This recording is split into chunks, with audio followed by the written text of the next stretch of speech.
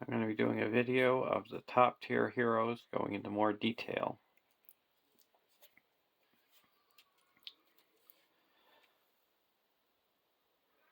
We have Gandalf, who's a 14 threat neutral hero, 3/3/3/5 starry. You can play the top card of your deck face up once per phase. You may play the top card of your deck as if it was in your hand. When playing a card this way, Gandalf is considered to have the printed leadership, lore, tactics, and spirit icons.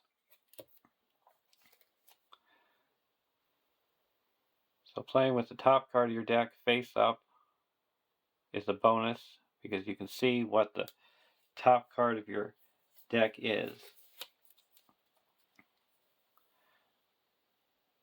So if you're playing it with Elrond has a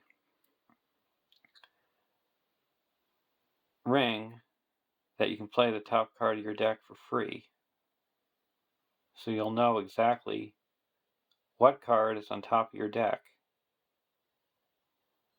And you can use the wizard pipe that's attached, you can attach to Gandalf to put a card from your hand on top of your deck. So it gives you full control of what cards you play with Elrond.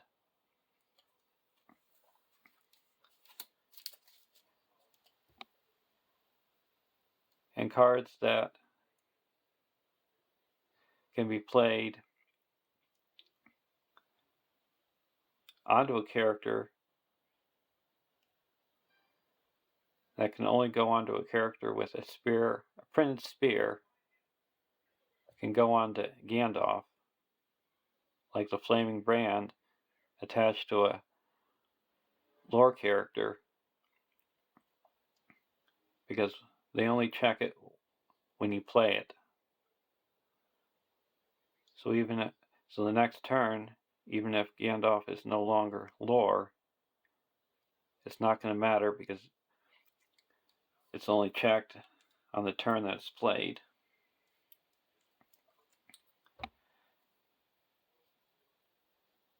And you can, in playing events, you can, during any phase, that there is an action window during the round. So it's a way to play a lot of cards in your deck. That's why he costs 14 and is listed as the top hero in the game.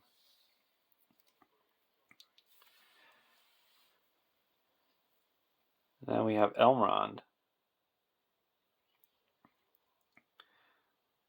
He's a 13 threat lore hero, 3/2/3/4 Nordal Noble. You may spend resources from Elrond's resource pool to pay for spirit, leadership, and tactics allies. And a response after a character is healed by another card effect, heal 1 damage to it. So he's good at questing, defending, and playing allies of all different spears in your deck. Though there is one thing that you cannot do. You cannot play an ally that costs 0, that's spirit, leadership, or tactics, because you're not spending his resources to pay for it.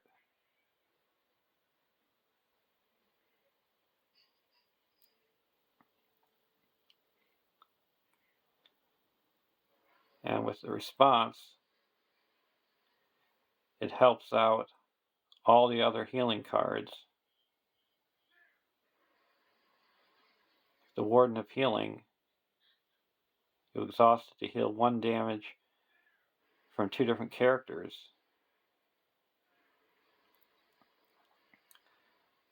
Now you can heal 2 damage.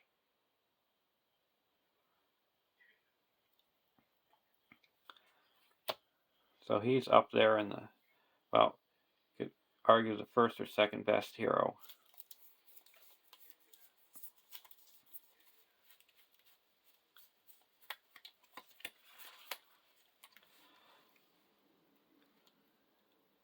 Then you have Galadriel.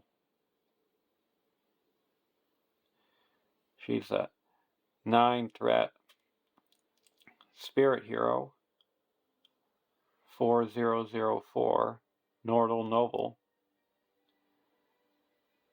Galadriel cannot quest, attack, or defend. Allies you control do not exhaust to commit to the quest during the round they enter play. And you can exhaust Galadriel to choose a player. That player reduces their threat by 1 and draws 1 card. Limit once per round. So with this card, you can keep your threat from going up every round and draw 1 card. And the allies you put into play the first round don't exhaust quests, so you can use them for attacking or defending. And she has a ring of Nenya that you can attach to her and exhaust Nenya and Galadriel to give another character her willpower. So she's got so many uses. Now you bring these 3 heroes together.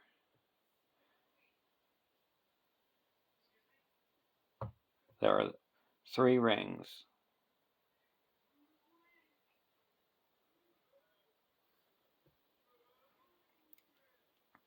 Narya, Vilya, and Nenya. And with a deck using these 3 heroes, you might start at 36, but 9 out of 10 times you're going to end the game below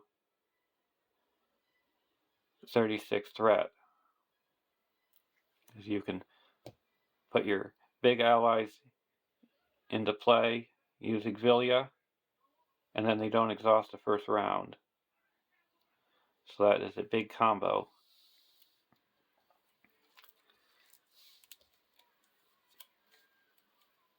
Now we have Celeborn. He's an 11th threat leadership hero. A 3/2/2/4 Sylvan Noble. Response: after a Sylvan ally enters play, that ally gets +1 willpower, attack, and defense until the end of the round. So you put your allies into play, they get extra bonus, and this is how you can use Galadriel's ability, how they don't exhaust to commit to the quest the round they enter play. So they all won't exhaust. So that gives a big bonus with their extra attack, willpower, and defense that turn. So that's another good combo of those two cards.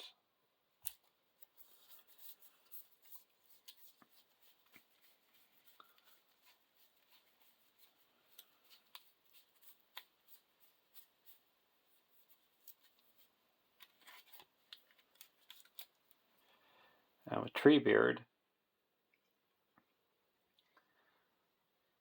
he's a 13 threat lore hero, 2, 3, 3, 5, Ent.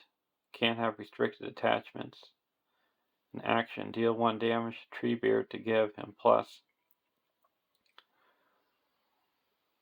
1 willpower and attack until the end of the phase, and live it 5 times per phase.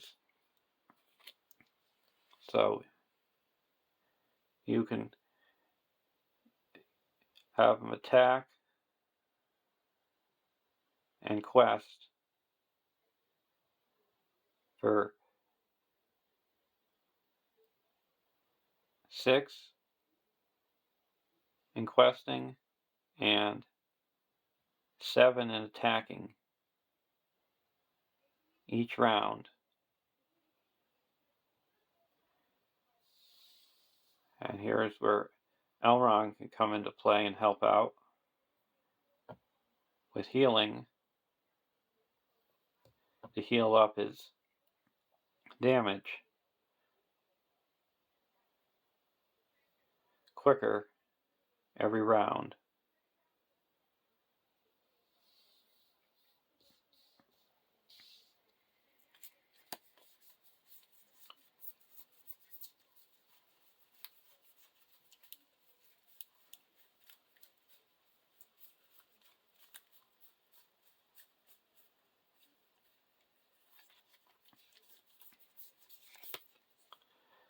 Then we have Dane Ironfoot,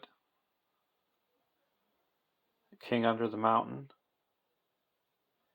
He's an 11 threat leadership hero, a 1, 2, 3, 5 dwarf noble.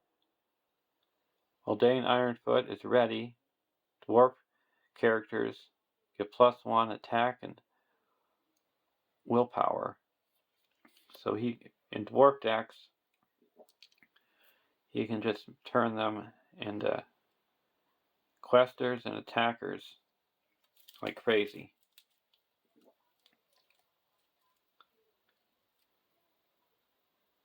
That's why dwarfs are so powerful. So even the small dwarf can turn into a good quester and attacker. Well, Dane is ready.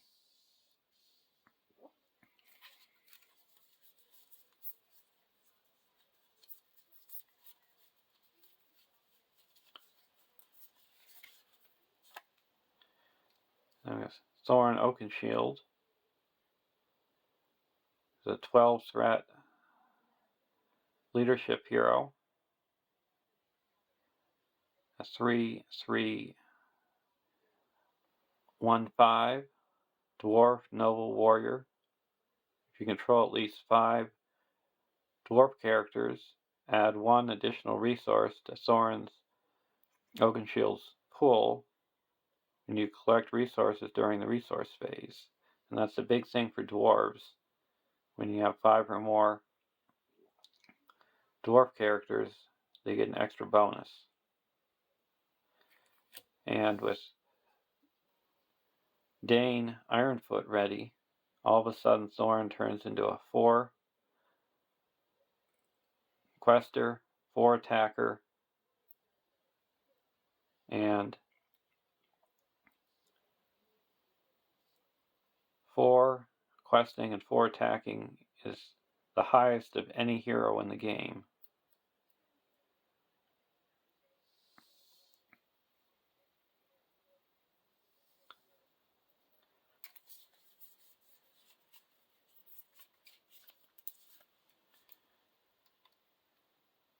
Now we got Gimli, was an 11 threat tactics hero, 2/2, 2/5 dwarf noble warrior, and Gimli gets +1 attack for each damage token on him.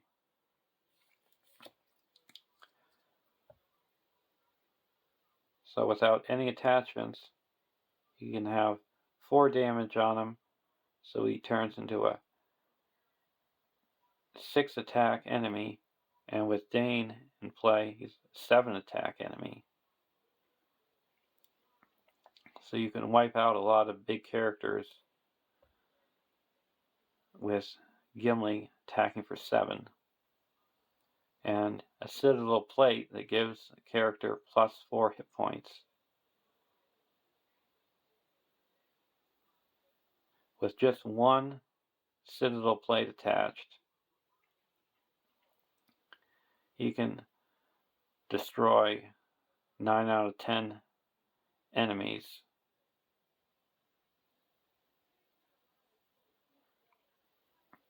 And with 2 Citadel plates attached, he could be attacking for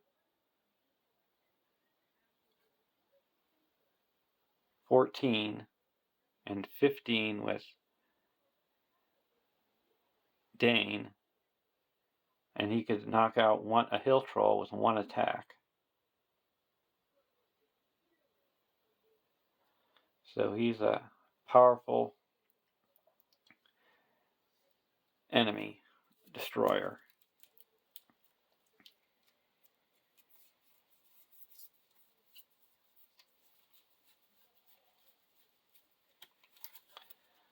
And with the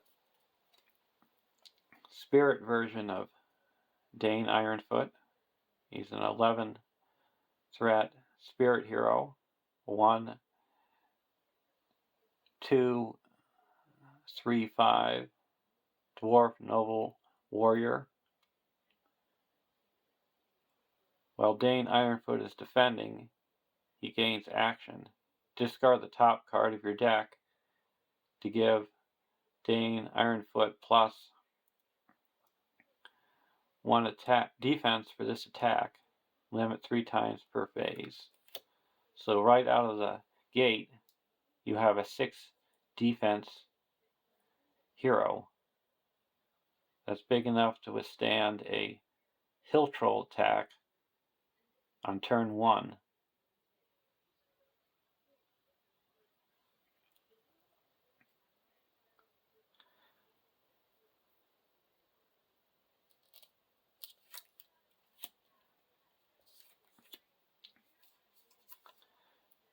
And you got Theoden,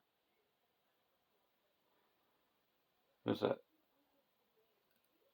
12 threat tactics hero, 2, 3, 2, 4 Rohan noble warrior, sentinel. Each hero with a printed tactics resource icon gets +1 willpower. Tactics is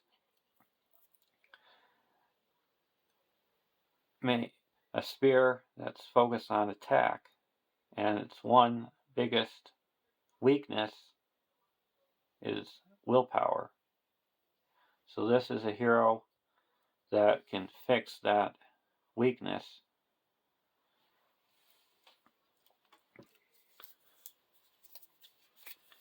Then the spirit version of Theoden, it's a 12 threat spirit hero, 2, 3, 2, 4 Rohan noble warrior, sentinel. Reduce the cost of the first Rohan ally you play from your hand each round by 1 to a minimum of 0. Is perfect for building Rohan armies, because a lot of Rohan characters cost 1 and 2. So each turn you can play a Rohan character that costs 2.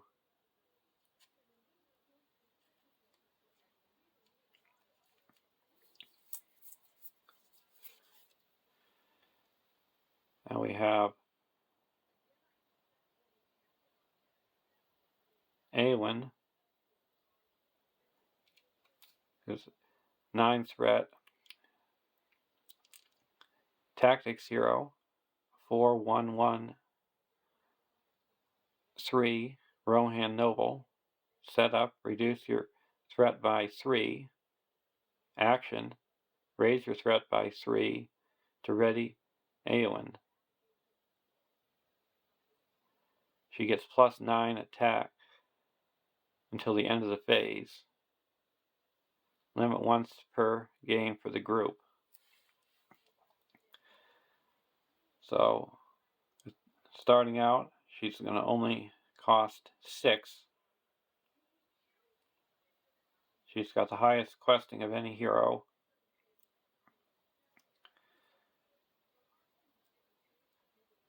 And with a round shield attached, you can exhaust that to make her defense go up to 5, because you add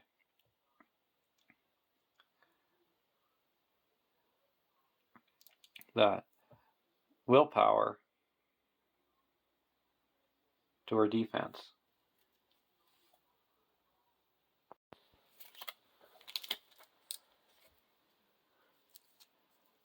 It's the golden shield that adds the willpower to defense, and you can add the willpower to attack with Haragrim. So all of a sudden you can turn anyone into a warrior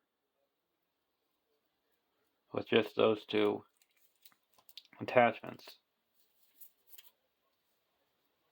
And with Seed in play, she will all of a sudden turn into a 5 quester.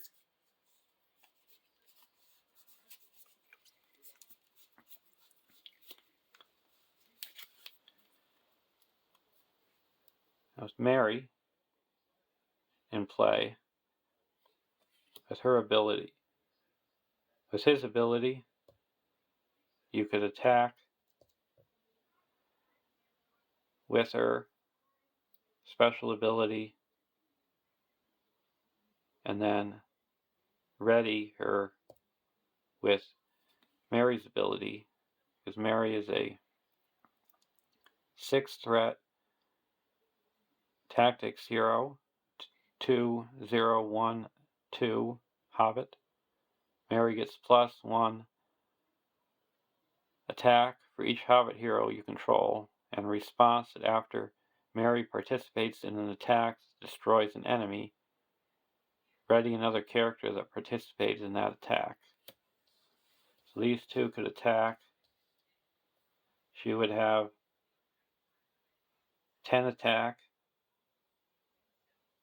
destroy character, and then you could use Mary's ability to ready her up, and she could attack again for 10, because the bonus goes until the end of the phase, not the attack.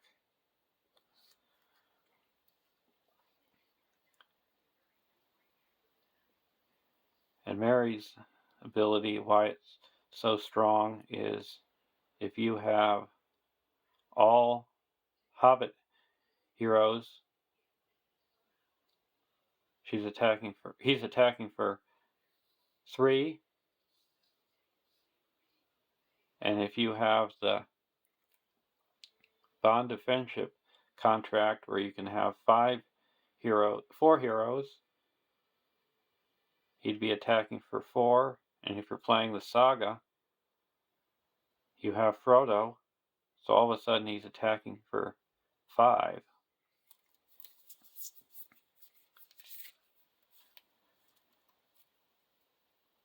Now you have Mary, Spirit version. That's a 6 threat Spirit Hero, 2/1/1/2 Hobbit. After an enemy is revealed from the top of the encounter deck, exhaust Mary to reduce your threat by that enemy's threat.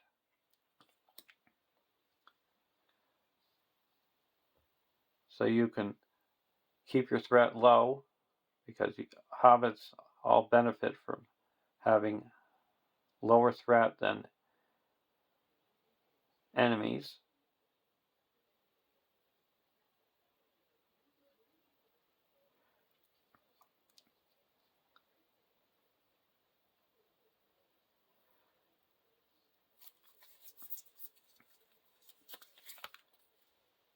And you have Pippin, who's a 6 threat lore hero, 2/1/1/2 Hobbit. Each enemy in play gets +1 engagement cost for each Hobbit hero you control, and a response after you engage an enemy with a higher engagement cost than your threat, draw a card. So Mary can keep your threat low, and if you have 3 Hobbit heroes, all the enemies' engagement cost is 3 higher, and then you can draw cards every time you engage an enemy with a higher threat, and it's not just optional engagement, it's any enemy that engages you.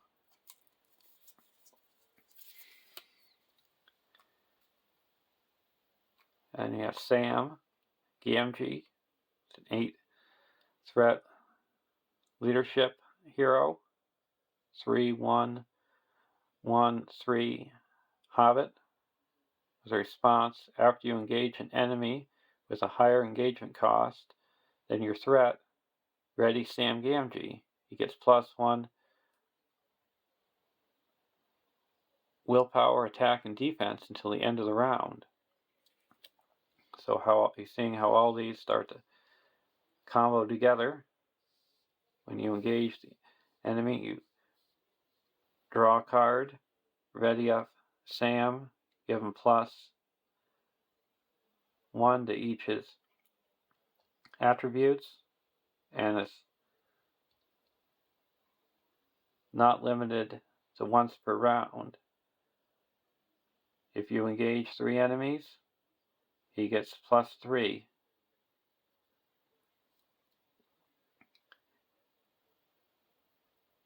And even if he's already ready, he'll still get the bonus.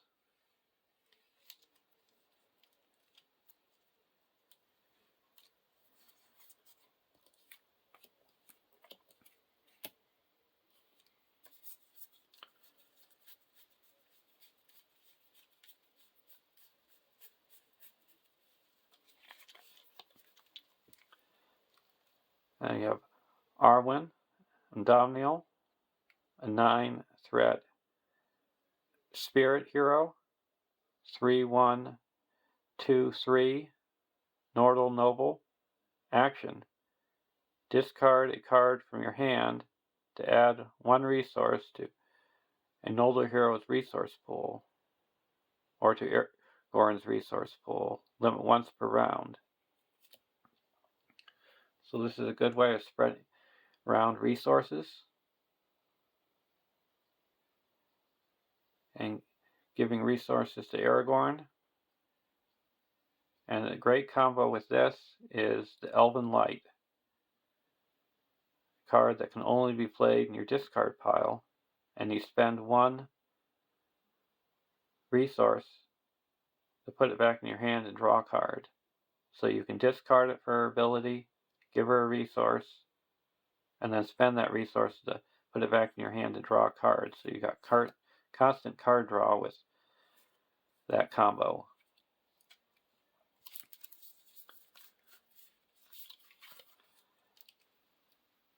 I got Glorfindel. That's a 5-threat spirit hero. 3/3/1/5. Nordal Noble Warrior. Forced. After Glorfindel exhausts to commit to a quest, raise your threat by 1. So for only 5 threat, you've got a powerful quester, attacker with 5 hit points. And sneak around is forced effect. You can attach a Light of Valinor to him that reads, attached character does not exhaust a quest. So then you can use his willpower and then use them to attack during the combat phase.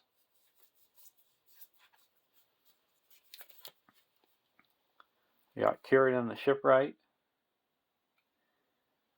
a 12-threat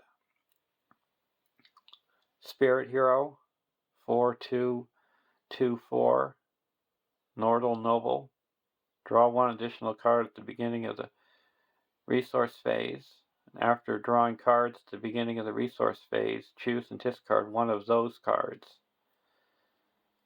So starting out, he's got 4 willpower. That's the highest willpower of any hero.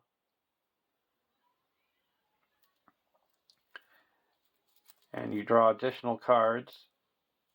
That is one of the best things in that game.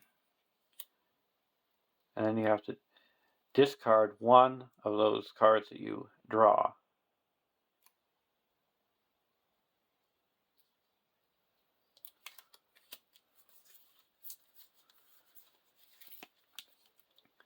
And you got Eowyn, a 9-threat spirit hero, 4/1/1/3, Noble Rohan. It's an action. Discard 1 card from your hand to give Eowyn +1 willpower until the end of the phase. This effect may be triggered by each player once per round.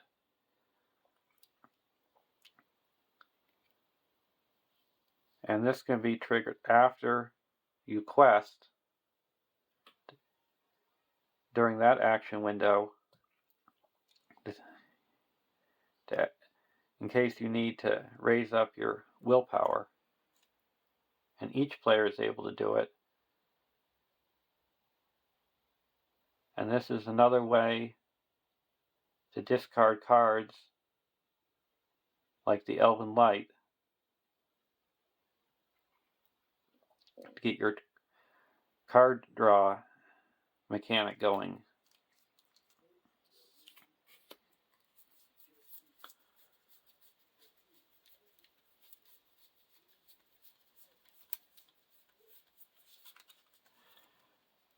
Now with Heirloom the Fair, he is the only Outlands hero in the game.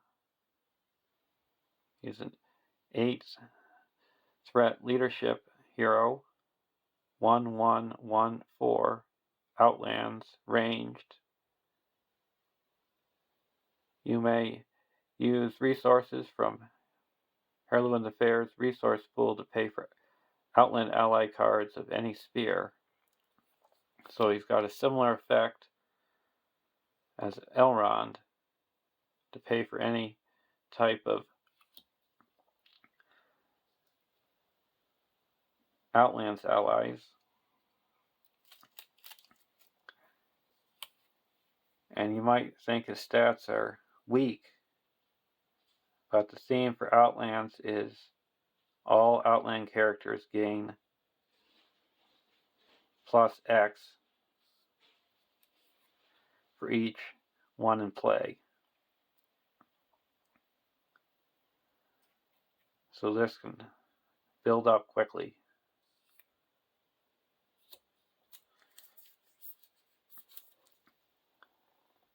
And Brand, Son of Bane is a 10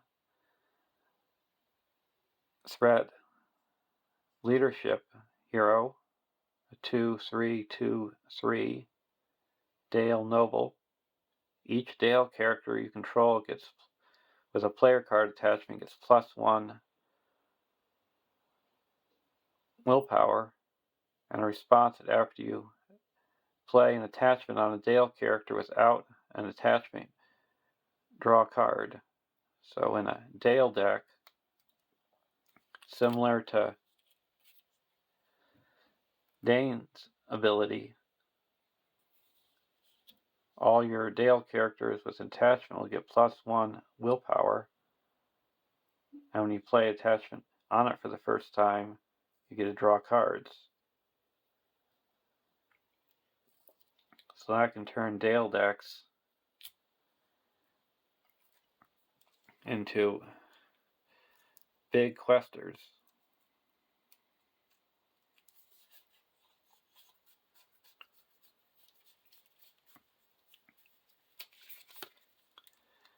And you got Boromir, an 11 threat leadership hero, a 1/3/2/5 Gondor warrior noble. While Boromir has at least one resource in his resource pool, Gondor allies get +1 attack. So if you're playing with Gondor Swarm deck, all of a sudden all your allies turn into big attackers, and that's similar to Dane's ability of giving +1 attack.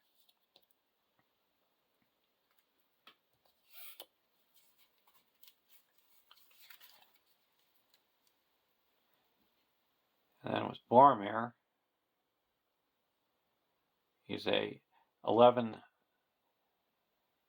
threat tactics hero, a 1/3/2/5 Gondor noble warrior.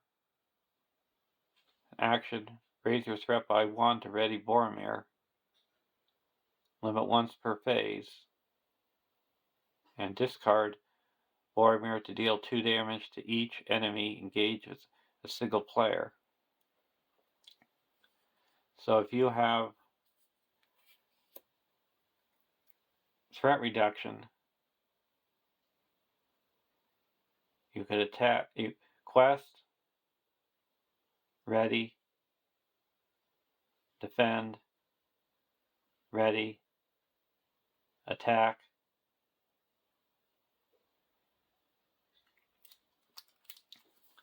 all in one round. We have Baragond. He's a 10 threat tactics hero, a 0/1/4/4 Gondor warrior, sentinel. Lower the cost to play weapon and armor attachments on Baragond by 2. So he's got 4 defense, and similar to Dane, if you have a Gondorian shield in your hand, you can put it on Baragond for free, and all of a sudden he's got 6 defense, because you reduce the cost by 2. So he's one of the best defenders out of the gate. Then you have Baragond, that's a 10 threat spirit hero, 0/1/4/4 sentinel. Response: after Baragond defends an attack, and takes no damage, reduce the defending player's threat by 1, limit once per round. So if another player attacks and you defend,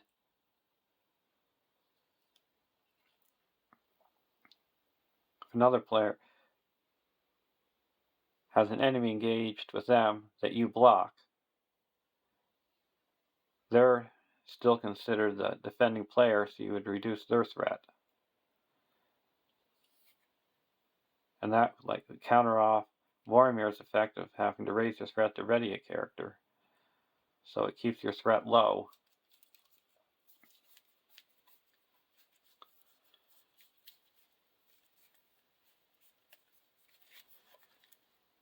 Tom Cotton, he's an 8 threat tactics hero, a 1/1 3/3 hobbit.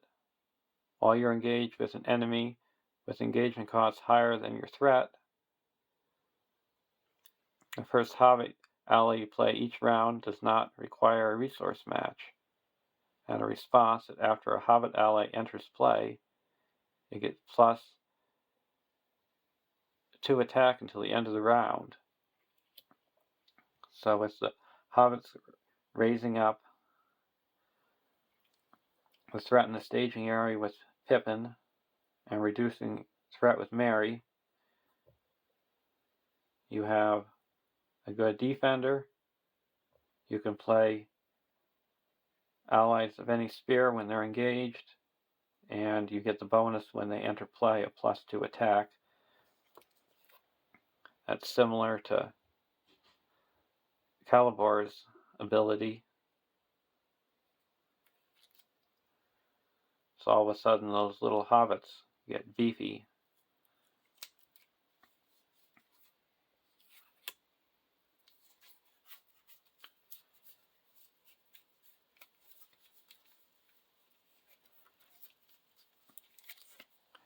Now, Aragorn is a 12 threat leadership hero, 2/3, 2/5, Dunedain Noble Ranger Sentinel. Response: after Aragorn commits to a quest, spend 1 resource from his resource pool to ready him. So you can use him to quest, ready him up, and then you can use him to attack or defend that round. So you get multiple uses out of him.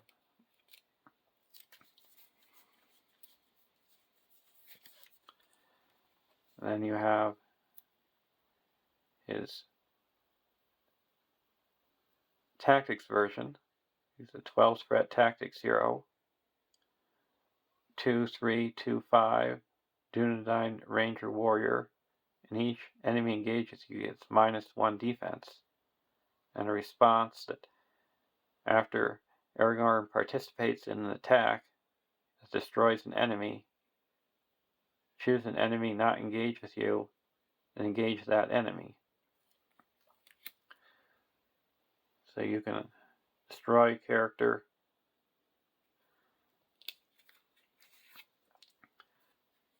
with Merry, for example, and then ready up Aragorn, engage a enemy that's not engaged with you, and then you could attack that enemy and it won't without attacking you. So that's another good combo together. And it also has -1 defense.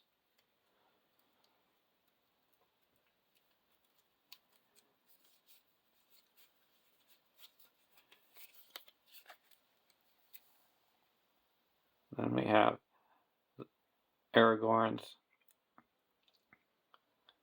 lore version. He's a 12 threat lore hero, 2, 3, 2, 5, Dunedain Ranger Sentinel. Refresh action. Reduce your threat to your starting threat level. Limit once per game. So this is a great card to have, that you, whenever your threat gets too high, you could use his ability to reduce it back down to your starting threat level. And if you play the card Desperate Alliance, that's a spirit event that reads, give control of your hero to another player until the end of the phase. You could give it to another player, and then they could use the refresh action to reduce their threat down, because it's limit once per game, not once per game for the group. So each player could use that ability once. Then we have Aragorn's Spirit version, 12 threat Spirit Hero, 2, 3, 2, 5, Dunedain Ranger Scout, Sentinel. Action, exhaust Aragorn to choose a location in the staging area until the end of the phase. That location gets minus X threat, where X is Aragorn's willpower. If this effect reduces the location's threat to 0, place 1 progress on it. Limit once per round. So you cannot quest some and exhaust it to reduce the threat of locations. And if it reduces it to 0, you can put progress on it, so you've got some location control.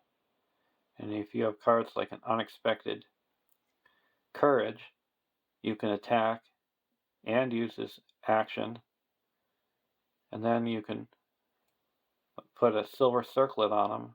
It increases willpower by 2, so all of a sudden you've got a 4 quester and reduce the threat of a location in the staging area by 4.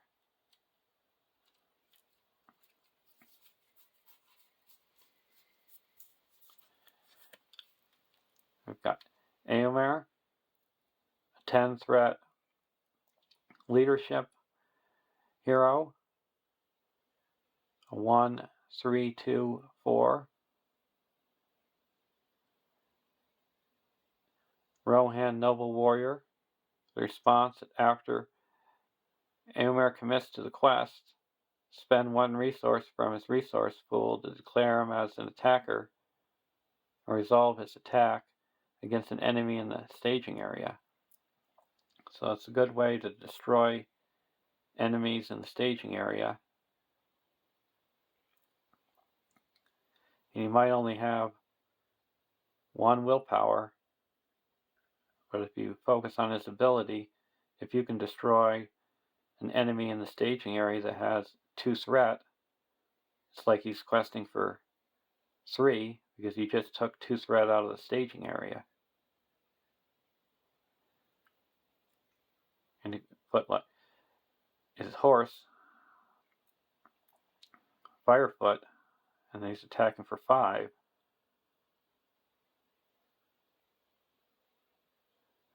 So he's a good hero to have in a deck that has low threat. So you have your enemies in the staging area not able to engage you, or against quests that every round you put an enemy into the staging area at the beginning of the quest phase, like the Battle of Pelennor Fields and the Journey to the Crossroads in the saga.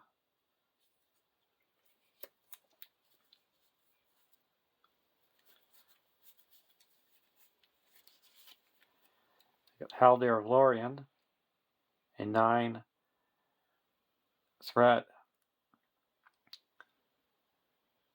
lore hero, 2/3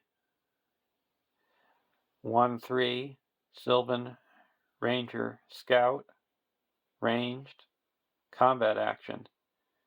If you have not engaged an enemy this round, exhaust Haldir to Lorien to declare him as an attacker, and resolve his attack against an enemy not engaged with you. Limit once per round. So you could attack enemies in the staging area, or engage with another player before they attack that player.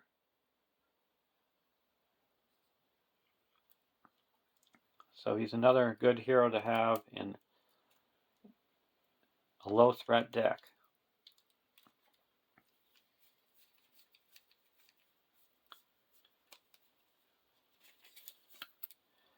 And Erkenbrand, he's a 10 threat leadership hero, a 1, 2, 3, 4 Rohan warrior, sentinel. While Erkenbrand is defending, he gains response. Deal 1 damage to Erkenbrand to cancel the shadow effect just triggered.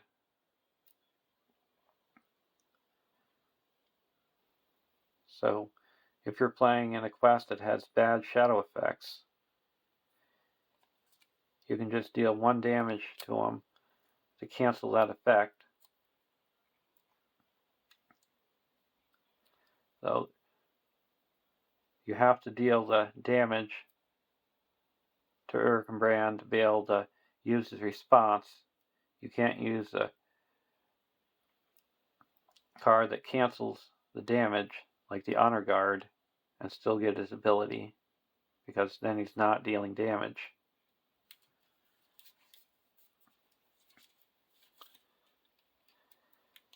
And we have Prince Emerhill, who's an 11 threat tactics hero,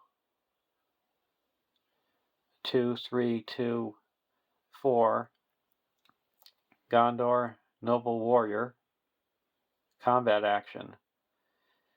Spend 1 resource from Prince Emerhill's resource pool to search the top 5 cards of your deck for an ally who shares at least 1 trait with him, and put that ally into play. Shuffle your deck. At the end of the phase, if that ally is still in play, shuffle it into your deck. Limit once per round. So it's a good hero in case you need attack or defense for only the cost of 1 resource. And if you want to know exactly what you're putting into play, you could use Gandalf's ability if you're playing them both together, because you have your top card of your deck face up, and you could use the staff to put a card from your hand on top of your deck. And cards that work perfect with Prince Emerhill is the ally Bjorn, because he could turn into his bear form and attack for 5 more, because he's going to be shuffled back into your deck anyway. And then we have Bjorn, who's a 12 threat tactics hero, 0, 5, 1, 10 Bjorning warrior, sentinel, can't have attachments, immune to player card effects, and Bjorn does not exhaust to defend. So you can defend a lot of low cost, low attack enemies like the crows that are attacking for 1, and they wouldn't deal any damage to them. And you can use cards like the Honor Guard to cancel damage, because even if he's immune to player card effects, when you cancel the damage, you're targeting the damage, not the card.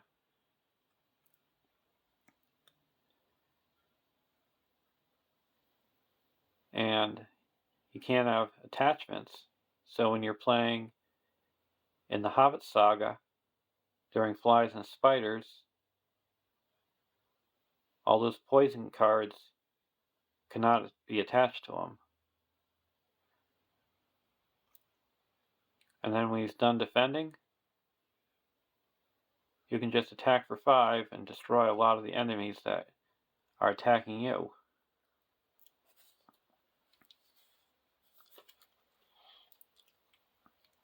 Then we have Grimbjorn the Old, 11 threat tactics hero, 0335,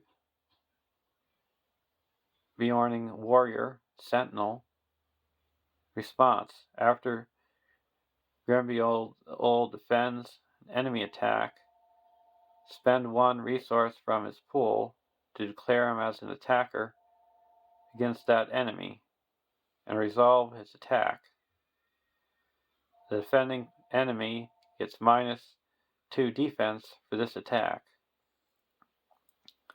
So right out of the gate with no attachments, he could destroy an enemy that's got 2 defense and 3 hit points with just spending 1 resource. And it's not limited, so you can do his ability every time he defends.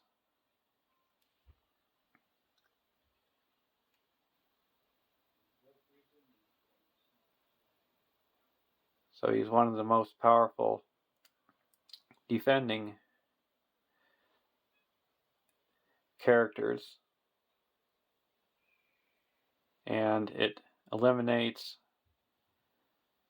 enemies that attack with a shadow card that says enemies make an additional attack, or return this enemy to the staging area, or engages the next player and makes an immediate attack. You could just spend 1 resource, use his response, and destroy that enemy before it can do those actions.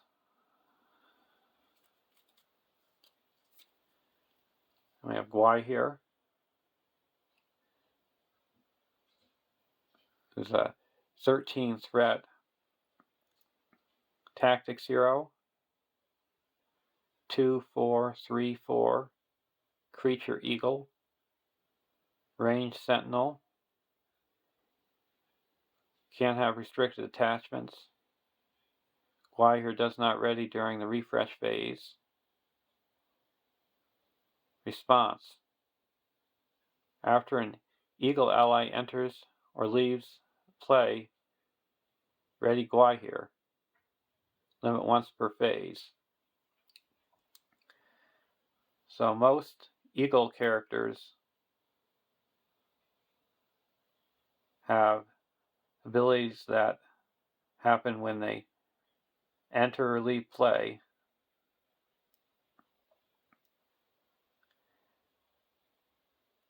And you have cards that you can make an eagle or creature, or make an eagle leave play. So he could ready when you quest, you could pull back an eagle, ready him to defend, and then pull back another eagle and ready him for attack.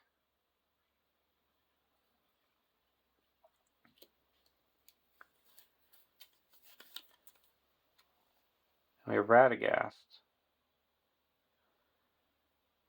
He's an 11 threat lore hero. 2, 2, 3, 4. Starry. You may use resources from Radagast resource pool to pay for creature allies of any sphere. Response. After you play a creature card, Radagast does not exhaust to commit to a quest this round. So if you have Radagast and Gwai here, you can play Eagle, because all eagles are creatures. It would ready up Gwai here, and Radagast wouldn't exhaust. And Radagast also has a staff that you can exhaust it to reduce the cost of a creature by 2, ready a creature, or send a creature enemy back to the staging area.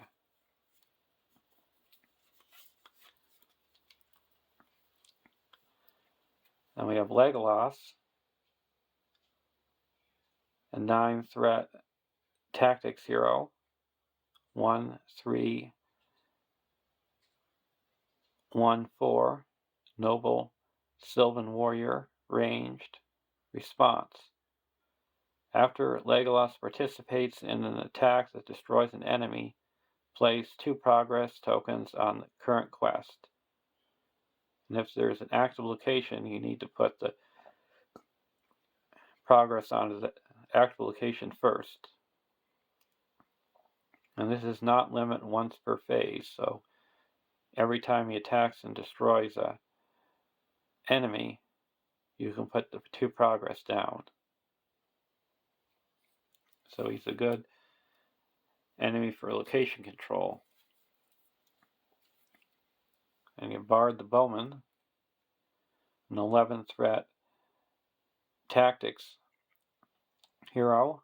2, 3, 2, 4. Esgaroth warrior, ranged. When Bard the Bowman makes a ranged attack, the enemy he attacks gets -2 defense until the end of the phase. So it's like having a restricted attachment built into him.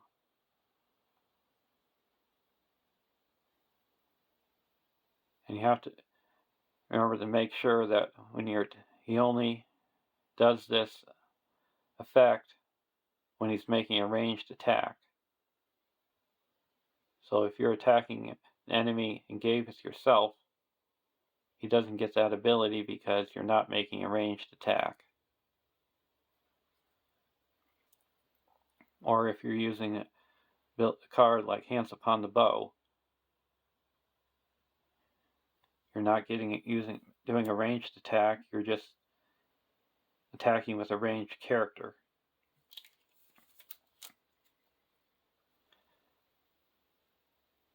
Anasia, she's an 8 threat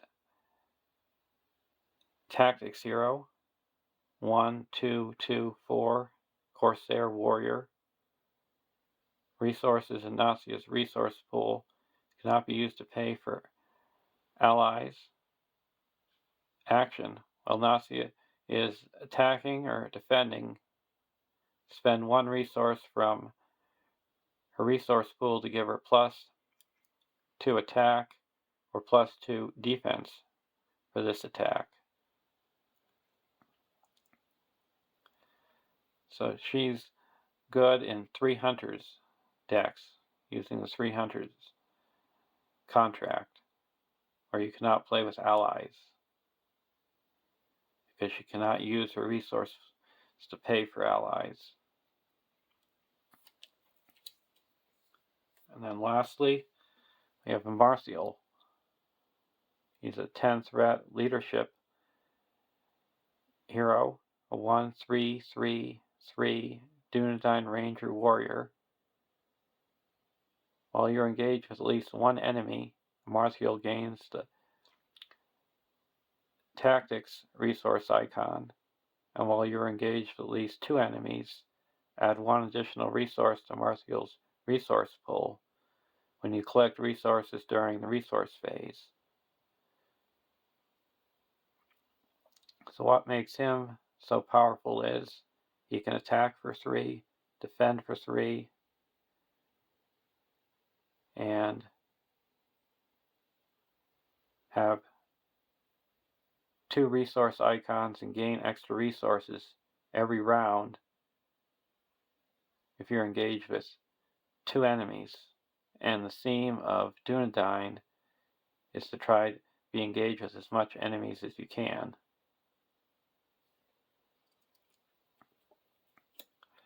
So there's all the top tier heroes. Hope you enjoyed it.